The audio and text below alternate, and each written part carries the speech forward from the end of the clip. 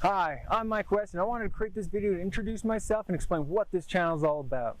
By trade, I'm a full-time city planner working on the front lines of the explosive growth we're experiencing here in Utah along the Wasatch Front metro area. In my career, I'm absolutely passionate about creating livable, equitable, and sustainable communities. I've found in my career there's no perfect way to design and build a city. However, there are certainly elements of city planning that support a better quality of life than others. One of the biggest challenges we face in achieving more livable, equitable, and sustainable communities is the continued development of car-dependent sprawl that results in gross overuse of cars. The key word I use there is overuse. I think realistically there's a balance to be achieved, and even the most walkable and bikeable communities have a share of car use in their mobility. However, most of the US, cars dominate our cities and streets at the cost to ourselves. Detriments of an autocentric city are felt by everyone, even if many don't recognize it. However, the most impacted are those that either can't afford to drive or those who can't drive, such as our youth, many of the older generations, those with cognitive and physical disabilities, and many with chronic health conditions. Over and over, it seems to me that those who can't afford to drive or those who can't drive are forgotten or valued less in our society based on the design of our street. I think whoever designs or plans our public infrastructure needs to experience these facilities from all perspectives.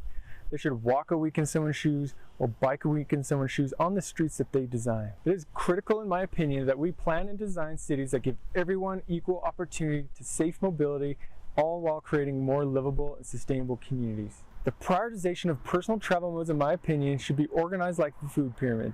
The foundation of the pyramid is walking. Whether on by foot, by wheelchair, or other means, walking should be the highest priority transportation and is the most inherent form of mobility to our human nature and should be the safest and cheapest to provide. The biggest barriers to pedestrian safety, low-cost infrastructure, and other factors are roads designed for cars. The next highest priority on the pyramid should be biking and other micro-mobility modes, since they are the next least impactful and cost-efficient mode of transportation.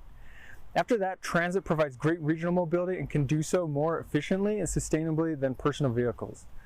Lastly, personal vehicles are like the sugars and salty snacks at the top of the food pyramid that should be used only when other modes don't really work.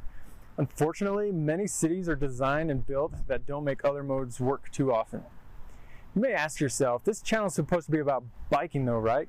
Right. As a planner who works for a suburban community, I know realistically that sprawling suburbs are too spread out to be holistically walkable and transit supportive. I think neighborhood centers and destinations like schools can be designed to be walkable to nearby areas, but in general things are just too spread out, and that can be difficult to change. In my experience, biking has the most potential as a mode of travel for localized trips in a suburban context when it is done right. Many think biking is an urban mobility solution, and it definitely is. But I don't think enough people realize that the true potential of biking is a great mobility solution in the suburbs as well.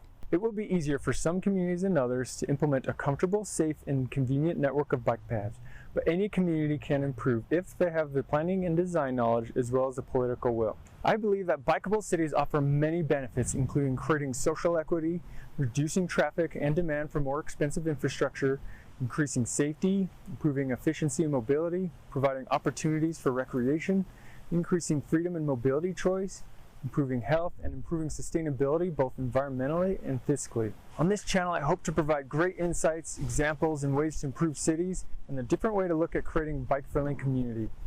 From time to time, I may cover other urban planning topics along the way since I'm also a land use planner. I also want to say that if this channel amounts to anything, I plan to donate the revenues it creates to the city I work for to help fund bike and pedestrian safety improvements, even if it is just to show how serious I am about this.